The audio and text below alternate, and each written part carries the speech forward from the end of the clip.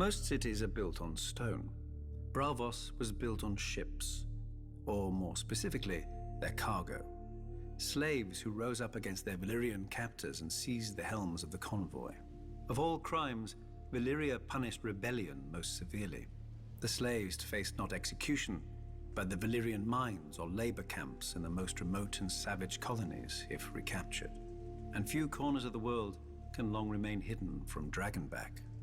However, our histories claim that a group of slave women prophesied the slaves would find shelter in a distant lagoon behind a wall of pine-clad hills and sea stones, where the frequent fogs would help hide the refugees from the eyes of dragon riders passing overhead.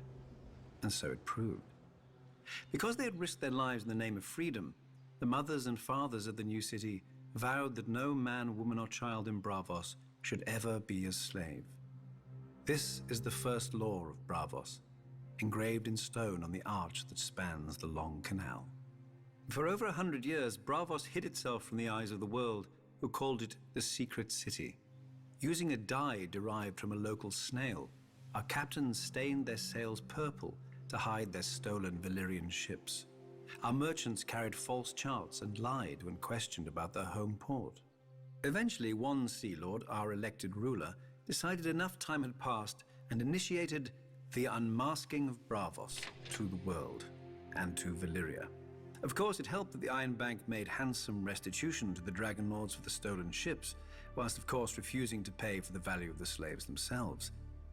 The anniversary of the unmasking is celebrated every year in Braavos with 10 days of feasting and masked revelry, a festival like none other in the known world, culminating at midnight on the 10th day when the Titan roars and tens of thousands of celebrants remove their masks as one. Freed of the constraints of secrecy, Braavos quickly grew into the wealthiest and most powerful of the free cities, and, one could argue, the most beautiful. From the sprawling Sea Lord's palace with its menagerie of strange beasts and birds, to the imposing Palace of Justice and the aqueduct we call the Sweetwater River that bears fresh water from the mainland, Braavos is without rival in either engineering or elegance. The temples of Braavos are also famed throughout the world and wondrous to behold. Descended from 100 different peoples, the Braavosi honor 100 different gods. The Temple of the Moon Singers is the foremost of these, being the faith of the slave women whose prophecies led our ancestors here. The Lord of Light has a great temple as well, for his worshippers have grown ever more numerous in the past 100 years. Yet less numerous, and even some forgotten faiths still have temples deep in the heart of the city, on the Isle of the Gods. But the beauty of Braavos is not only in her buildings. Braavosi swordsmanship is renowned throughout the world.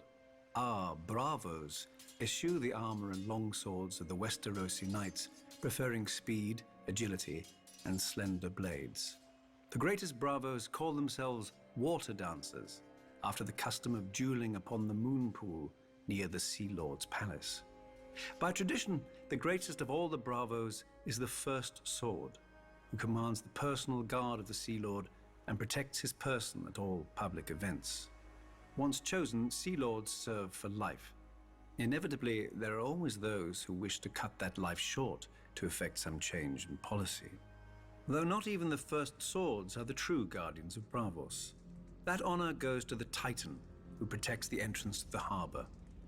With his proud head and fiery eyes looming close to 400 feet above the sea, the Titan is a fortress of a kind never seen before or since. His eyes are huge beacon fires, lighting the way for returning ships into the lagoon. Within his bronze body are halls and chambers, murder holes and arrow slits. Enemy ships can be steered onto the rocks by the watchmen inside the Titan, and stones and pots of burning pitch can be dropped onto the decks of any that attempt to pass between the Titan's legs without leave. This has seldom been necessary, however. Not since the Century of Blood has any enemy been so rash as to attempt to provoke the Titan's wrath. Should an enemy break through into the lagoon, however, he would face the walls of Braavos, again not of stone like other cities, but of ships. The arsenal of Braavos can build one of our famous purple-hulled war galleys in a single day. All the vessels are constructed following the same design, so that all the many parts can be prepared in advance. and skilled shipbuilders work upon different sections of the vessel simultaneously to hasten the labor. To organize such a feat of engineering is unprecedented. One need only look at the raucous, confused construction in the shipyards around the world to see the truth of this. Let us imagine that even the arsenal, great as it is, failed us. An enemy who could defeat both the Titan and our fleet would be strong indeed. But Bravos does not depend only on statues and ships. We also have iron and gold.